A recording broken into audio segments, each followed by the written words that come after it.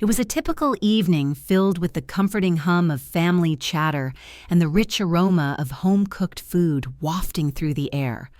My birthday dinner was underway and my mom had pulled out all the stops just like she always did.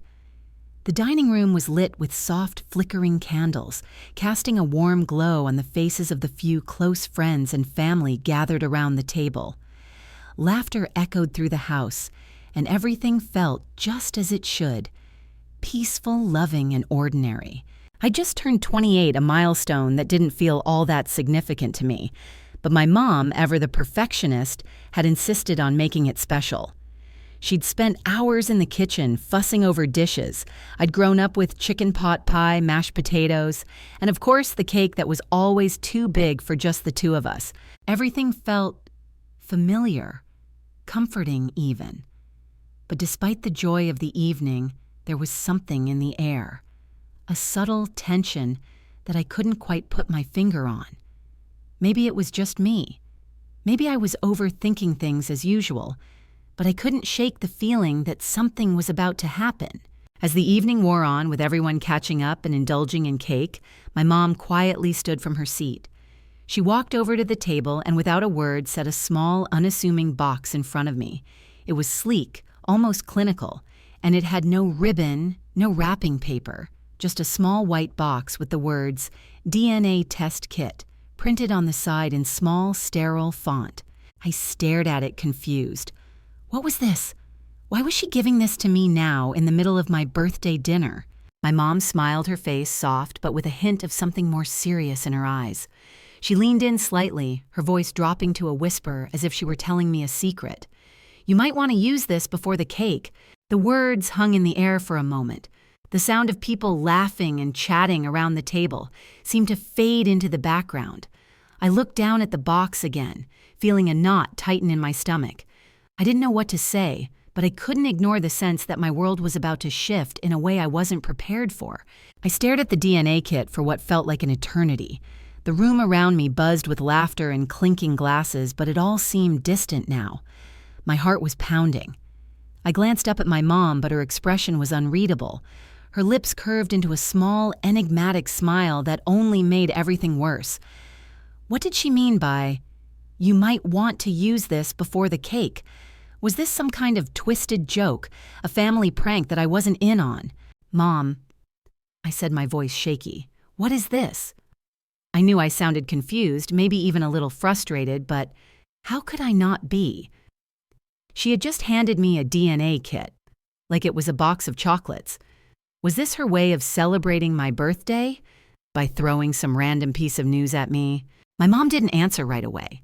She just stood there, her hands folded in front of her, waiting for me to open the box.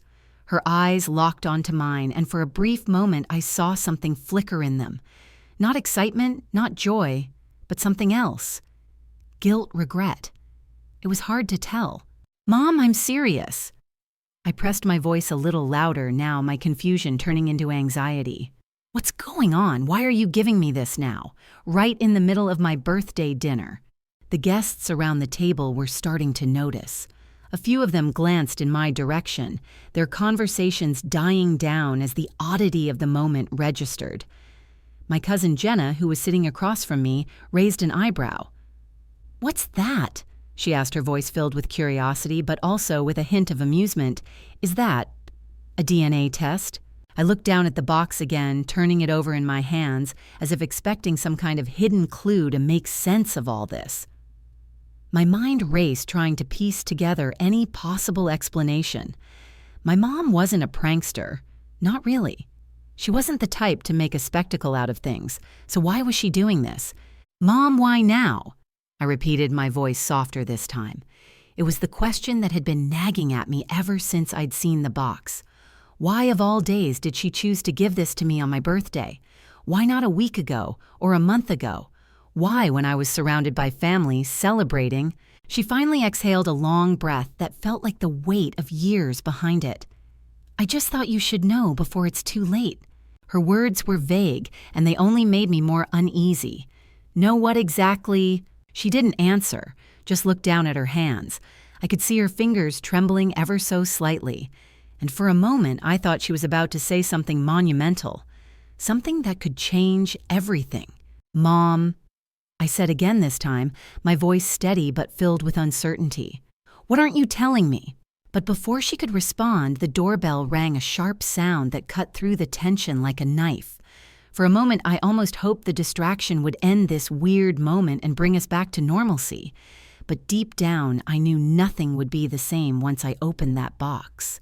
I sat there for a moment, staring at the box in my hands, still trying to make sense of what had just happened. The noise in the room, the conversations, the laughter, the clinking of forks against plates seemed to fade into the background as I gripped the small, sleek kit, my fingers trembling. My mom's cryptic words echoed in my mind. "You might want to use this before the cake." What did she mean? What was she trying to tell me? For a second, I considered putting the kit aside and asking her to explain herself, but I knew my mom well enough to know that if I didn't do this now, I'd never get answers. There was a strange urgency in her tone, something I couldn't ignore. So without another word, I opened the box, feeling a strange sense of dread settle in my stomach. Inside was everything I needed: a small vial for saliva, a plastic bag to seal it in, and instructions that seemed almost too simple. "Spit in the tube seal and send it off the directions," read. Nothing extraordinary about it. But this was far from ordinary. This was my life, my identity, that I was about to send off to some lab for analysis, and my mom knew something I didn't, something that, by the looks of it, I wasn't ready to know. I looked at my mom again, but she wasn't looking at me. Instead, her eyes were fixed on the table, her hands still folded in her lap, her face unreadable. It was as if she were waiting for something, waiting for me to take the next step. "Mom," I said, my voice barely above a whisper, "what is this about?" She didn't respond, and I felt a pang of frustration. But it wasn't the frustration of a child who wanted answers from a parent. It was the frustration of someone who was being forced to confront something they didn't want to face. I swallowed hard, the realization dawning on me that there was no turning back. This wasn't just a birthday surprise.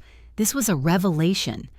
A question about my past, my family, and my very existence that I wasn't sure I was ready to answer, but I couldn't stop myself.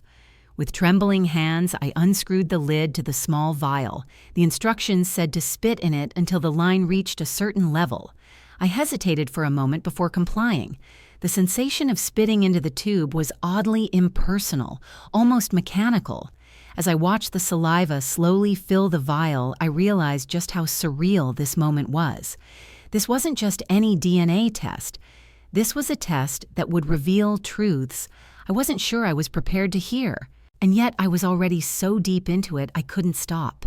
Once I sealed the vial, I stood up looking around the table for anyone to help me make sense of this. But everyone else was absorbed in their own conversations, oblivious to the storm raging inside me. My mom hadn't said a word since I'd opened the kit. I felt the weight of the silence between us like a physical presence pressing down on me. The vial felt heavy in my hands as I slid it into the plastic bag, provided I turned back to my mom. Is this about Dad?" I asked, my voice shaking slightly. The question felt like an explosion, as if I had finally cracked open the lid to a long-hidden secret. But she didn't answer. She simply looked at me, her face a mixture of sadness and something else, something I couldn't quite place. Then she slowly nodded. I didn't need her to say anything more. I already knew. This DNA test wasn't just about me. It was about something I had no control over, something buried deep in the past. I could feel it in my bones. The truth was finally coming, and it was going to change everything.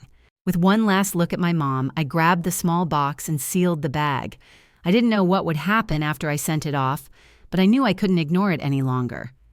The truth was waiting, and I was going to find out exactly what it was. I just hoped I was ready for it. The days that followed felt like an eternity. The DNA kit had been sent off, and now I was stuck waiting. I tried to carry on with my life, but everything felt different. It wasn't just the birthday party anymore or the awkwardness that lingered between my mom and me. No, it was bigger than that now. Something was coming, and I had no idea if I was ready for it. I found myself checking the mailbox every day, anxiously waiting for that small package to arrive. It was as if the world around me had slowed down. My mind kept returning to that moment, that strange, cryptic gift from my mom. You might want to use this before the cake. What did she know that I didn't? Then finally it arrived, a small envelope with the name of the DNA testing company on the front. My hands were clammy as I picked it up from the doorstep, my heart racing with anticipation. I couldn't help but wonder what was inside. The contents of that small envelope could change everything. I ripped it open quickly, almost afraid to look inside. There was a pamphlet with some information about the results, along with a printed sheet that seemed far too clinical for the weight of what it represented. And then at the bottom was the answer. The revelation that had been waiting for me all along. I scanned the first few lines, not quite believing what I was reading. It didn't make sense, at least not at first. The first line of the report mentioned that I shared a significant amount of DNA with a specific individual, someone listed as my half-sibling. My mind immediately spun. I didn't have a half-sibling. I had never been told about a half-sibling. I'd always known about my mom, my dad, and my brother. That was it. But the test was clear. The report mentioned a person's name, someone I didn't recognize, and it suggested that we were more than just distant relatives. We were closely related. I turned the page, my hands shaking now.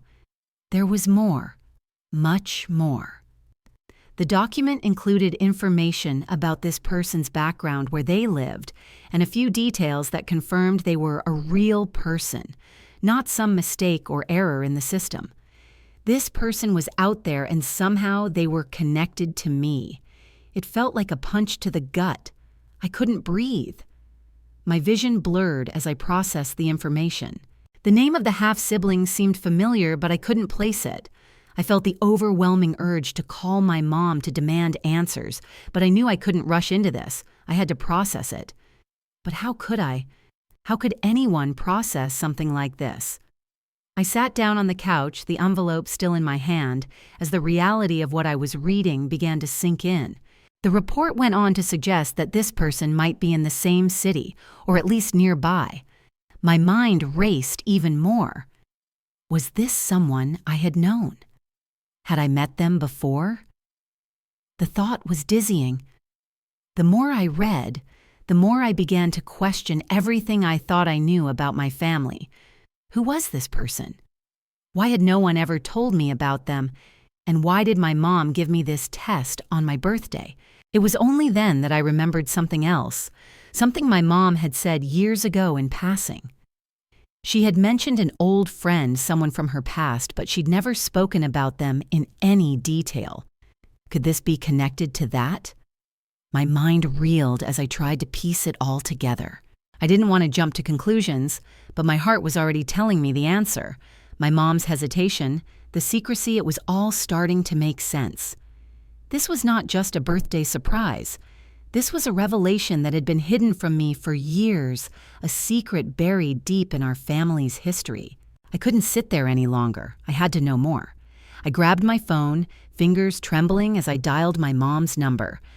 The phone rang several times before she picked up, and when she finally answered, I could hear the hesitation in her voice. "Hey, honey," she said almost too casually. "How's everything going?" "Mom," I said, cutting her off. What's going on? Who is this person? Who is my half-sibling? There was a long silence on the other end of the line. I could hear her breathing like she was trying to figure out how to answer, but she didn't. Instead, she sighed. "I knew this moment would come," she said softly. "I didn't want you to find out this way, but I knew you would eventually." I felt my heart pound as I waited for her to continue, my grip tightening on the phone. "Your father, he had a child with someone else before we met," she said, her voice breaking. "I didn't want to tell you, I didn't know how, but now that you've found out, I think it's time for you to meet them." The words felt like a thunderclap. My father had a child before he met my mom, someone he had never told me about. The shock and disbelief hit me all at once. I couldn't process it fast enough. And this person, you've known about them all along. I asked, my voice barely above a whisper. My mom took a deep breath. Yes, but I didn't want you to have to live with that knowledge. I wanted to protect you. But now you're old enough, you deserve the truth. I sat there, the phone pressed to my ear, struggling to comprehend everything she had just said. The truth was finally out, but it was only the beginning. I had so many questions, so many emotions swirling inside me, but for now, all I could do was listen as my mom explained the rest of the story. I sat there in stunned silence, trying to absorb the flood of information my mom had just dropped on me. My thoughts were spinning and I could hardly process everything. The DNA test had confirmed what I never imagined would be true. My father had a child with someone else before he met my mom, and all these years that part of my life had been hidden from me. And yet my mom seemed almost prepared for this moment, as if she had been waiting for me to ask the questions I didn't even know I had. I know this is a lot to take in, she said softly, her voice shaking just slightly. But you deserve to know the truth, even if it's hard. I never wanted to keep this from you, I just didn't know how to tell you.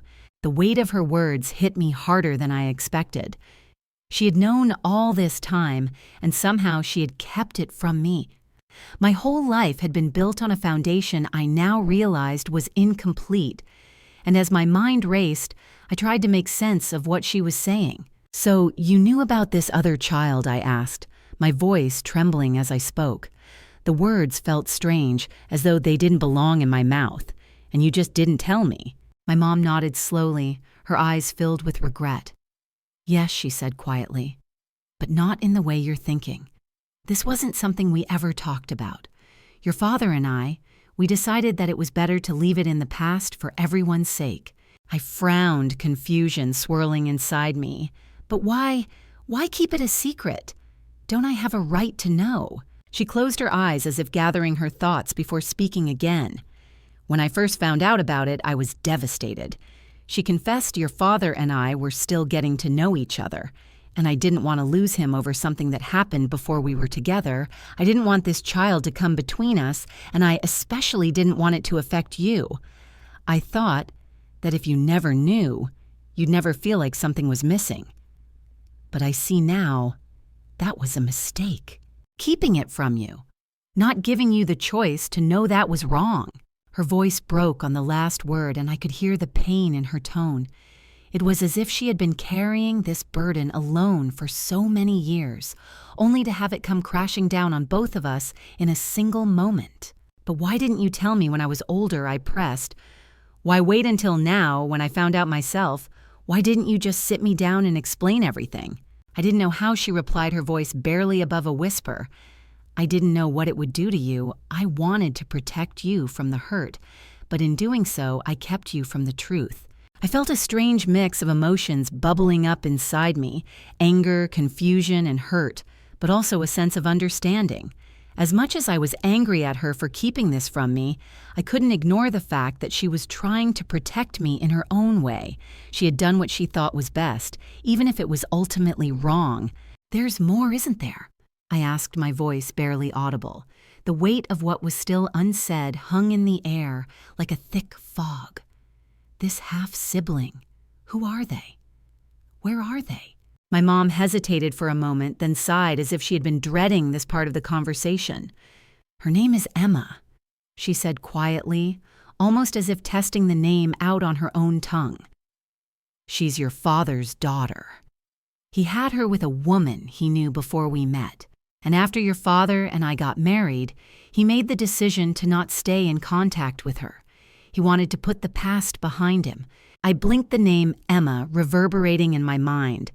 It felt so strange, so foreign to think that there was someone out there, someone so closely connected to me, yet I had never known about her until now, so he just cut her out of his life, just like that.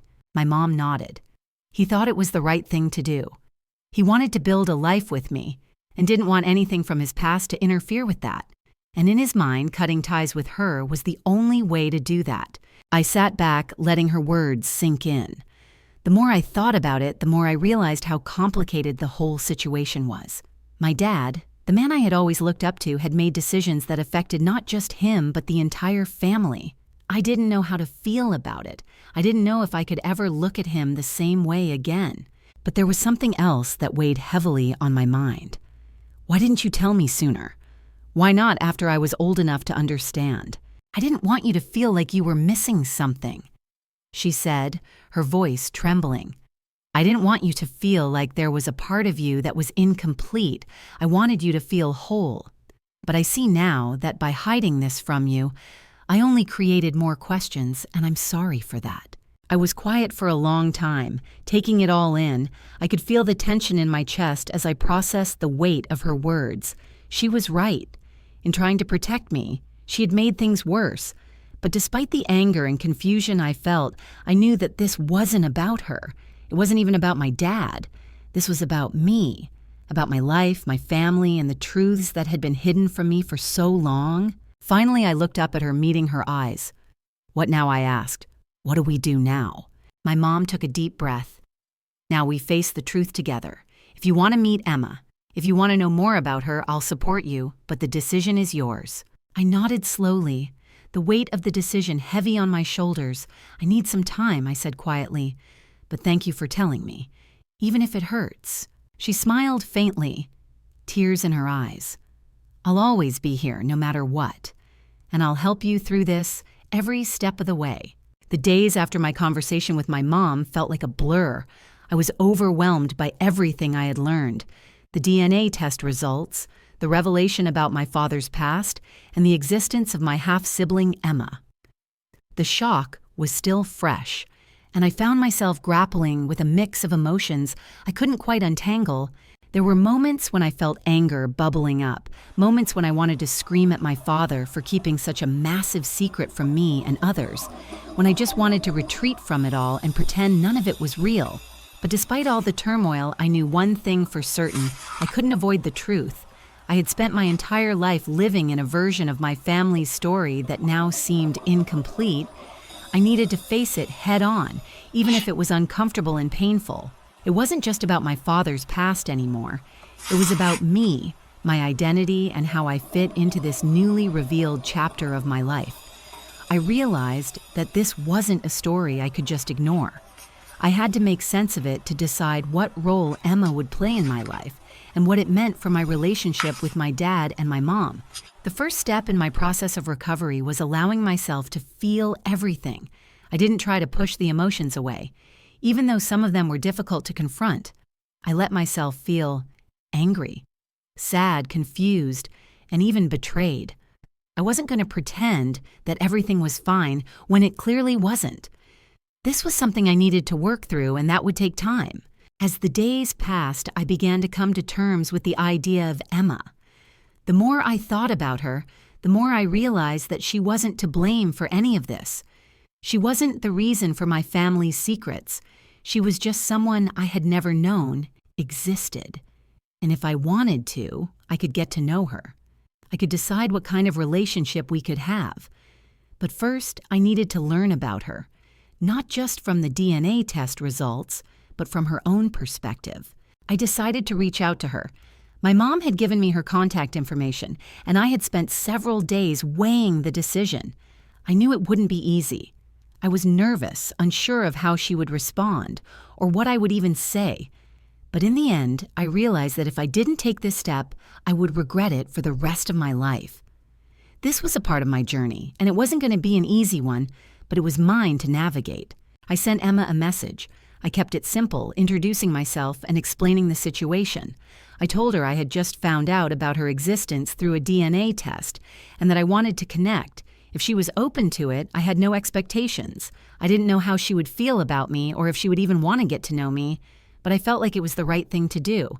The response came quickly, and when I saw her name pop up on my screen, my heart skipped a beat. It was a short message, but it was enough to let me know she was open to talking. "I've been waiting for this," she wrote. "I've wanted to meet you for a long time." Reading those words was like a weight lifting off my chest. The fear and anxiety I had been carrying around for days started to dissipate. I wasn't alone in this journey. Emma wanted to know me too, and that made all the difference. We exchanged messages over the next few days, getting to know each other little by little. I learned that Emma had grown up in a different part of the country, raised by her mother, and had never known much about our father. She had always felt like something was missing in her life, and this revelation was just as big of a shock to her as it was to me. She told me that her mother had kept the truth from her too, and she had always wondered about her biological father. It was strange to think that we had both been living with this same unknown, separated by time and circumstances. As I talked to Emma more, I began to feel a sense of connection. It wasn't instant. There were still so many things to unpack and understand, but I could sense that she was a kind and genuine person, someone who had been living with her own questions and uncertainty, and that made it easier for me to accept her as part of my life. Still, the road to full acceptance wasn't smooth. There were days when I felt conflicted. I was still angry at my dad, and the feeling of betrayal lingered. How could he have kept such a monumental secret from me for so long? How could he have kept me in the dark about a sister I never knew existed? But as I started to reconnect with Emma, I realized that she wasn't the cause of any of this pain. She was just a part of the story, a part of my family that had been hidden, but one that could now be embraced. I also realized that I needed to address my relationship with my dad. We hadn't spoken much since the revelation, and I knew that the silence between us wasn't going to heal on its own. I had questions I needed to ask and I needed answers, but more than that, I needed closure. I needed to know why he had kept this from me and how he felt about the situation now. It took me a few weeks before I was ready to confront him. When I did, it wasn't easy. The conversation was tense and at times emotional. My dad admitted that he had made a mistake by keeping Emma's existence from me. He explained that he had been trying to protect me, but now he realized that it had only caused more harm. He apologized, and though it didn't erase the hurt, it was a start. I knew that forgiveness wouldn't come immediately, but I also knew that it was a process, one that would take time, but one that could lead to healing. As the weeks turned into months, I began to build a new understanding of my family. My relationship with Emma grew stronger, and I found comfort in knowing that I wasn't alone in this. I also began to rebuild my connection with my mom and dad. Though it wasn't without its challenges, we'd all been through a storm, and now it was time to rebuild. Slowly, but surely, I was learning to accept the truth, and in doing so, I was learning to accept myself. It's been months since I first opened that DNA kit at my birthday dinner, and the journey since then has been nothing short of transformative. What I thought would be the beginning of a painful chapter has in many ways become a path to healing and understanding. I've built a relationship with Emma that I never thought was possible. The connection we share feels new, but also strangely familiar. We've learned about each other's lives, our similarities and our differences, and despite the unexpectedness of it all, I feel grateful for the bond we've started to form. It's not perfect, and it might never be, but it's real. As for my parents, our relationship is evolving. There are still lingering questions and some old wounds that need time to heal, but there's a renewed sense of honesty between us now. We've had difficult conversations, but they've led to a better understanding of one another. The family I thought I knew has been reshaped, and though it's complicated, it's also stronger. I've learned that sometimes the truth comes when you least expect it, and though it can be painful, it also frees you. I'm no longer burdened by secrets, and I'm learning to embrace the unexpected. My family's story is far from perfect, but it's mine. And in the end, that's all I can ask for.